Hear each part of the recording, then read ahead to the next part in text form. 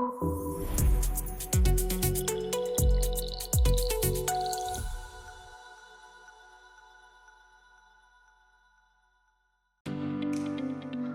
Feni. Cita-citaku menjadi konten kreator. Tiap hari aku cari ide konten, bikin naskah, take video, dan posting konten. Tapi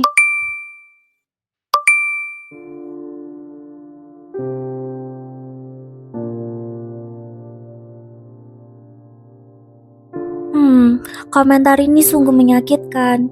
Kenapa sih mereka harus seperti ini? Kamu kenapa? Ini loh Mbak, coba kamu lihat.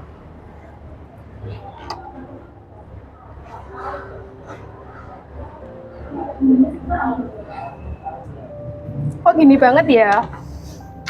Ini tuh udah bukan kritik lagi loh, Fan. Ini sudah masuk hate speech. Tapi tenang, kamu nggak sendirian kok. Tapi kan mereka juga bebas berpendapat Mbak, jadi aku harus terima dong. Bebas berpendapat memang boleh. Tetapi kan tidak untuk bebas mencela. Semua itu ada batasannya. Nah, kata-kata ini sudah masuk untuk menyakiti hati orang lain.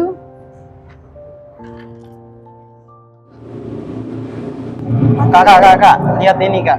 Ini postingan di sosial media temanku kak.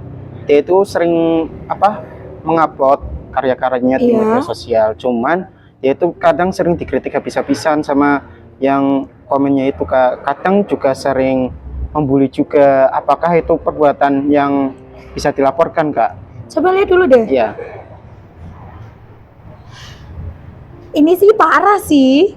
Temanmu gimana responnya? Nah, dia itu sampai trauma kak.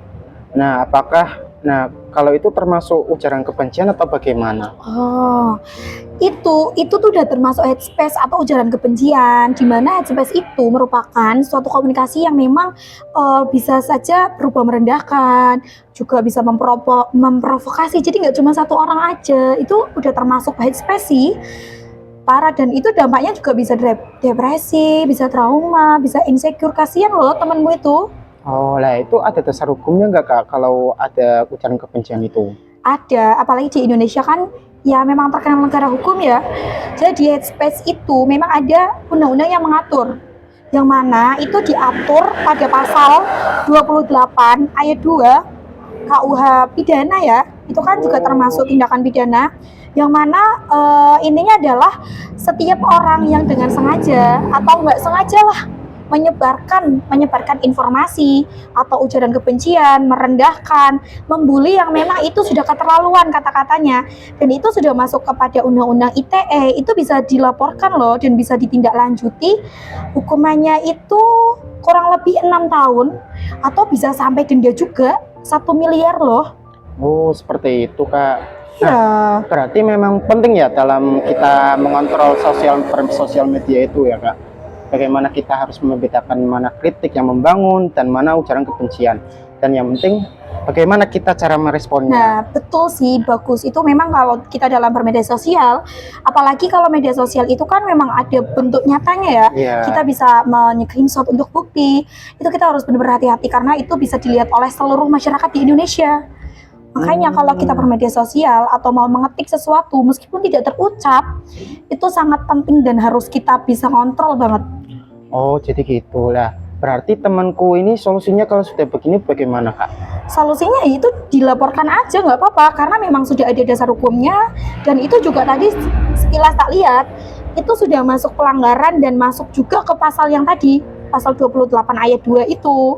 Mendingan dilaporkan ke pihak yang berwajib agar bisa ditindaklanjuti, dan dia juga bisa membuat jera orang lain lah agar tidak bisa merendahkan dia lagi sih. Oh gitu ya kak. Iya. Oh, terima kasih ya kak, nanti aku sampaikan ke teman aku. Soalnya dia itu lagi bingung juga kak. Trauma ya pasti ya. Iya. Gak apa-apa, nanti kalau misal butuh apapun bilang aja, nggak apa-apa sih.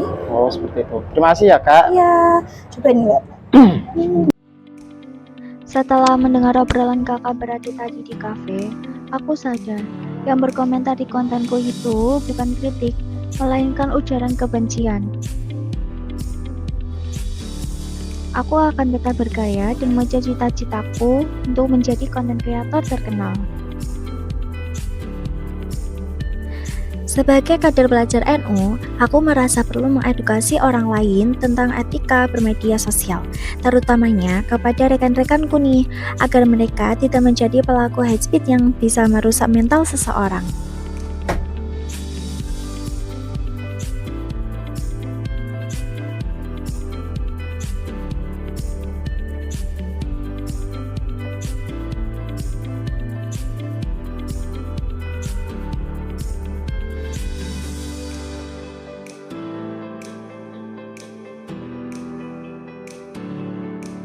Teman-teman, aku pengen ngomong nih tentang etika bermedia sosial. Kan kita sering banget ya dengan tentang komentar negatif dan juga hate speech. Nih, kalian setuju nggak kalau itu berdampak buruk bagi kesehatan mental kita dan juga orang lain? Setuju tuh, Fen. Sekarang itu kita perlu sadar bahwa apa yang kita tulis itu sangat berpengaruh sekali loh.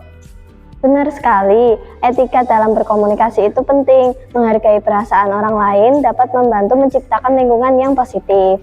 Dan jangan lupa, ada hukum yang mengatur ujaran kebencian. Kita harus memahami batasan-batasan dalam berkomentar. Ini juga melindungi kita dari konsekuensi hukum loh. Aku berpikir semua komentar itu bebas, tapi setelah mendengar ini, aku jadi lebih mengerti pentingnya berpikir sebelum berbicara. Nah kan iya, nih mari kita gunakan media sosial ya buat hal-hal positif. Nanti juga kita bisa jadi orang teladan loh bagi orang lain. Ayo kita sebarkan pesan ini, kita bisa bikin konten edukasi tentang etika bermedia sosial. Ya boleh, kamu kirim ke grup aja.